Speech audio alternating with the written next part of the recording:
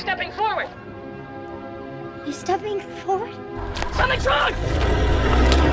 Movie के start होते ही हम एक आदमी को देखते हैं जिसका नाम हीप होता है और उसकी कोई फैमिली नहीं थी क्योंकि उसकी फैमिली का मर्डर हो गया था। और उस दिन के बाद वो एक बिल्डिंग का केयर टेकर बन गया और वो वहीं पर ही रहता था। उसका काम था कि अगर बिल्डिंग में रहने वाले लोगों में से किसी को भी सरवाइव करने में कोई डिफिकल्टी आ रही है तो वो उसे सॉल्व कर दे। और पिछले कुछ दिनों से उस बिल्डिंग के पूल का पानी अजीब हो गया था, यानी उसका स्ट्रक्चर बदल गया था और अक्सर हीप को वहाँ पर आवाजें भी सुनाई देती थी और ऐसे लगता था कि जैसे पूल में कोई स्विम कर रहा है, लेकिन उसे वहाँ पर कोई भी नजर नहीं आता। और एक दिन उसे फिर से पूल के पास से किसी की आवाजें सुनाई देती हैं और वो चेक करने के लिए जाता है। वो देखता है कि वहाँ पर किसी की कीचेन पड़ी हुई है और तभी अचानक से पानी से एक लेडी बाहर आती है और उस कीचेन को अपने साथ अंदर ले जाती है और हीप उसे देख लेता है। वो उस लेडी को बाहर आने के लिए कहता है लेकिन वो पानी से बाहर नहीं आती, तो वो खुद पूल के अंदर चला जाता है। हीप डूबने लगता है क्योंकि उसे स्विमिंग नहीं आती थी, लेकिन वो पानी से बाहर आ जाता है और जब वो बाहर होता है तो वो दोबारा से स्लिप होकर पूल में गिर जाता है और इस बार वो बाहर नहीं आ पाता। फिर इसके बाद हम दोबारा से हीप को देखते हैं जो कि अपने रूम में होता है और बिल्कुल सेफ था। और जब वो आंखें खोलता है तो वो देखता है कि उसके पास एक लेडी बैठी हुई है और ये वही लेडी थी जिसे उसने पूल में देखा था और वही उसकी जान बचाकर उसे यहाँ पर लाई थी। इन दोनों के बीच थोड़ी सी बात होती है और यहाँ पर हमें पता चलता है कि वो लड़की एक नॉर्मल इंसान नहीं है बल्कि वो पानी की दुनिया से आई है और कोई भी इस बारे में नहीं जानता। वो लड़की हीप से पूछती है कि मुझे देखकर तुम्हारी बॉडी में कुछ हो तो नहीं रहा, यानी सुइयां तो नहीं चुभ रही हैं? जिस पर हीप जवाब देता है कि नहीं, ऐसा कुछ नहीं है। वो लड़की अपना नाम बताती है और उसका नाम स्टोरी होता है और वो बताती है कि वो एक नॉर्थ मरमेड है और बातें करते करते स्टोरी वहीं पर सो जाती है। थोड़ी देर गुजरने के बाद हीप उसे दोबारा से वापस पानी में छोड़ने के लिए जाता है, लेकिन बाहर आकर उसे कुछ खौफनाक किस्म की आवाजें सुनाई देती हैं और वहीं पर उसे एक अजीब किस्म के जानवर का शैडो भी नजर आता है और इतने में स्टोरी भी जाग जाती है और एक अजीब सा क्रिएचर उनकी तरफ हमला करने के लिए आ रहा था, लेकिन वो बिल्कुल ठीक वक्त पर घर के अंदर जाकर दरवाजे को लॉक कर लेते हैं। नेक्स्ट मॉर्निंग हीप वहाँ पर ऑफिसर को बुलाता है और उस एनिमल की बात बताता है, लेकिन क्योंकि सुबह का टाइम था तो उन्हें वहाँ पर कोई भी नजर नहीं आता। इसके बाद हीप अपनी एक फ्रेंड के पास जाता है और उससे उस नॉर्थ मरमेड के बारे में पूछता है। वो हीप को कहती है कि मैं तो इस बारे में कुछ नहीं जानती, लेकिन मेरी मदर को इसके बारे में पता है। तब हीप उससे रिक्वेस्ट करता है कि वो अपनी मदर से स्टोरी के बारे में सब कुछ पूछ ले। उस लड़की की मदर स्ट्रिक्ट थी, लेकिन फिर भी वो अपनी मदर से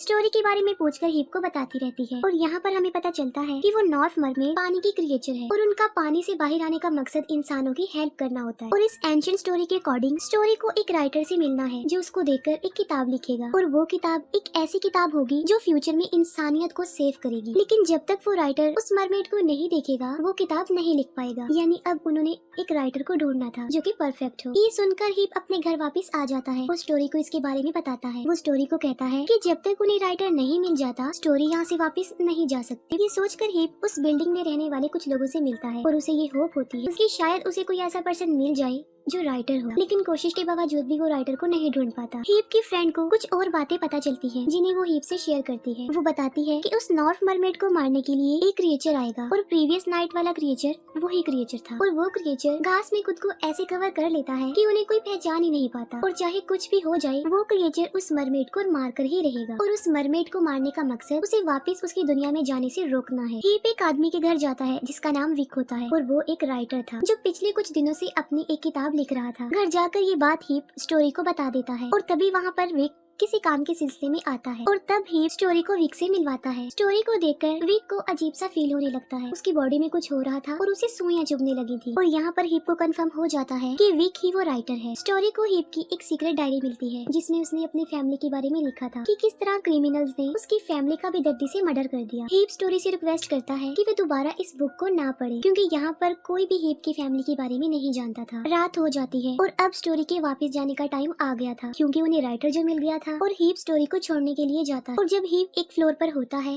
तब उसे कुछ आवाजें सुनाई देती हैं। देखने पर वहाँ पर स्टोरी होती है। चेक करने पर वो देखते हैं कि स्टोरी काफी इंजर्ड है क्योंकि उस क्रिएचर ने स्टोरी पर हमला कर दिया था और स्टोरी अपनी दुनिया में नहीं जाती। अब क्योंकि हीप के घर जाने के लिए स्टोरी को बिल्डिंग से बाहर जाना था और बाहर वही क्रिएचर था तो हीप स्टोरी को विक के घर पर छोड़ देता है। फिर हीप अपनी फ्रेंड के घर पर जाता है ताकि वो उस मरमेड के बारे में और इन्फॉर्मेशन ले सके और ये सवाल कि उस क्रिएचर के अटैक से कैसे बचा जा सकता है क्योंकि स्टोरी इंजर्ड थी। तब हीप की फ्रेंड अपनी मदर से पूछकर बताती है कि जहाँ से स्टोरी आई है यानी पानी से, वहाँ पर उसे एक खास किस्म की चीज मिलेगी और वही चीज यूज करके स्टोरी ठीक हो सकती है। और वो ये भी बताती है कि जब स्टोरी स्टोरी वापस जाएगी, यानी जब उसका वापस जाने का टाइम आ जाएगा तब वो क्रिएचर उस पर अटैक नहीं कर पाएगा और एक ईगल आकर उस मरमेड को अपने साथ ले जाएगा। और रूल्स के अकॉर्डिंग उस क्रिएचर को स्टोरी पर अटैक नहीं करना चाहिए, लेकिन पता नहीं वो क्यों उस पर बार बार अटैक कर रहा था। ये सुनकर ही पानी में जाता है और अंदर जाकर वो लोहे की ग्रिल को हटाता है ताकि वो और अंदर जा सके। और वहाँ पर ढूंढने पर उसे वो स्पेशल चीज मिल जाती है जो कि एक चमकीला पत्थर होता है। और हीप उस पत्थर को लेकर वापिस आ जाता है। और जब हीप अपने घर में होता है तब उसकी फ्रेंड वहाँ पर आती है। वो हीप को ये बताने आई थी कि वो क्रिएचर मरमेड पर तभी अटैक करेगा कि अगर वो स्पेशल मरमेड होगी। और उस स्पेशल मरमेड का नाम होता है मैडम नॉर। और मैडम नॉर कई सालों में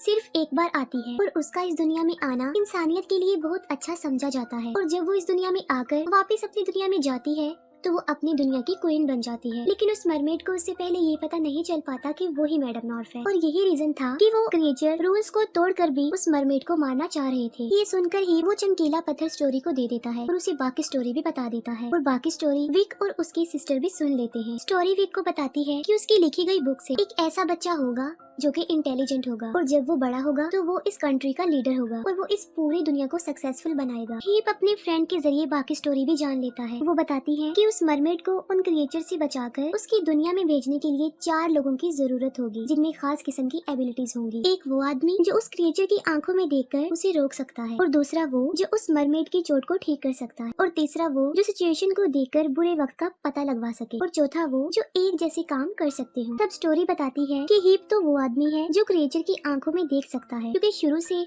उस क्रिएचर से वही उसे बचाता आया है। हीप जाकर एक एक्सपर्ट मैन से मिलते हैं और उसकी हेल्प से वो बाकियों के बारे में भी इंफॉर्मेशन लेते हैं। और वो एक्सपर्ट मैन उन लोगों के बारे में खास फीचर्स बताते हैं और उनके अकॉर्डिंग हीप उन लोगों को ढूंढने में कामयाब हो जाता है। उनमें एक आदमी ऐसा था जो आने वाले बुरे वक्त का पता लगवा सके, और उस बिल्डिंग का एक स्मोकर ग्रुप होता है जो एक जैसे काम कर सकते होते हैं, और एक ओल्ड लेडी होती है जो मरमेड की चोट को ठीक कर सके। रात के वक्त हीप उस क्रिएचर से मुकाबला करने की प्रैक्टिस के लिए जाता है और स्टोरी उसे गाइड कर रही होती है। और हीप स्टोरी के बताए गए कुछ वर्ड्स बोलता है ताकि वो क्रिएचर घास से बाहर आ जाए, और वो क्रिएचर घास से बाहर आने लगता है। और जब वो क्रिएचर बाहर आ जाता है तब हीप उसकी आंखों में देखकर उसे रोकने की कोशिश करता है, लेकिन वो नहीं रुकता और हमला करने के लिए हीप की तरफ बढ़ता है। और तभी वहाँ पर वो एक्सपर्ट मैन आ जाता है। अब वो क्रिएचर किसी अनजान पर्सन के सामने अटैक नहीं कर सकता था जब तक कि वो कुछ वर्ड्स ना बोल दे। और यहाँ पर हमें क्लियर हो जाता है कि हीप वो इंसान नहीं था जो क्रिएचर की आंखों में देखकर उसे रोक सके। और जब हीप को इस बात का पता चलता है तब वो काफी अपसेट हो जाता है कि अब स्टोरी को कौन बचाएगा और उसे वापस कैसे भेजा जाएगा। नेक्स्ट डे ये सोचकर एक बड़ी पार्टी रखी जाती है कि वो क्रिएचर इतने सारे लोगों के बीच में स्टोरी को नहीं सूंघ पाएगा और वो इजीली उसे उसकी दुनिया में वापस भेज देंगे। लेकिन इसका कुछ फायदा नहीं होता और वो क्रिएचर